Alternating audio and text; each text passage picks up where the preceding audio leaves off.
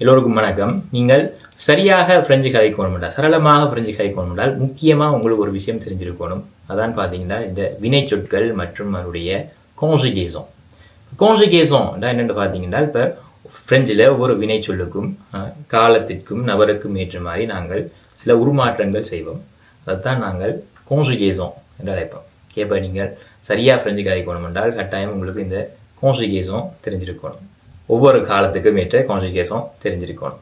அப்போ அதை காரணத்தில் கொண்டு தான் பார்த்தீங்கன்னா, நான் வர்ற 10 நாளைக்கு ஒரு நாளைக்கு ஒரு வினைச்சொல் படி 10 நாளைக்கு 10 முக்கிய வினைச்சொற்கள் நாங்கள் நிகழ்கால கான்ஜுகேஷன் பயிற்சி நாங்கள் செஞ்சு பார்க்க போகிறோம்.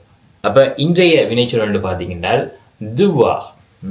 devoir என்றால் வேண்டும் என்ற அர்த்தம். ஓகே, ஒரு கட்டாயத்தை குறிக்குது. வேண்டும், செய்ய வேண்டும், முடிக்க வேண்டும்.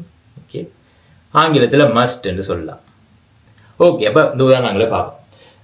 ஜு என்றால் நான், devoir என்றால் பார்த்து நாங்கள் வேண்டும். ஓகே, travailler என்றால் வேலை செய்தல். ஓகே, இப்போ அர்த்தம் என்னென்றால் இப்போ நான் வேலை செய்ய வேண்டும். ஓகே, இப்போ அதை என்னென்று நாங்கள் மாற்றன்னு பார்ப்போம். இப்போ இது ஜு, இது devoir. அப்போ devoir என்றது நான் சொன்னேன் ஒரு உருமாற்றம் நடக்கும். ஓகே, இப்போ devoir என்றது je dois என்று மாறும்.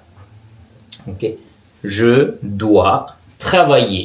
இப்போ நான் வேலை செய்ய வேண்டும். je dois travailler. அடுத்து tu, அதே போல devoir, finir. finir என்றால் முடித்தல், tu என்றால் நீ. ஓகே, அப்போ tu இதுவும் பார்த்தீங்கன்னா ஒரு மாற்றம் வரும். tu dois finir. Okay, devoir என்ற வினைச்சொல் dois என்ற ஒரு மாற்றம் ஆயிருக்கு. அடுத்த வசனத்தை பார்ப்போம். nous, அதே போல devoir, partir.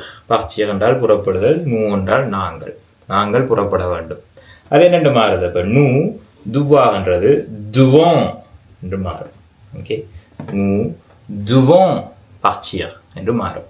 கடைசியா இருக்கிறது பார்த்தீங்கன்னா vous payez. இப்படி இருக்கு. இதுக்கு என்ன சரியான கான்ஜுகேஷன் உண்டு? நீங்கள் எனக்கு கமெண்ட்ஸில் சொல்லுங்கள். நாளை சந்திப்போம்.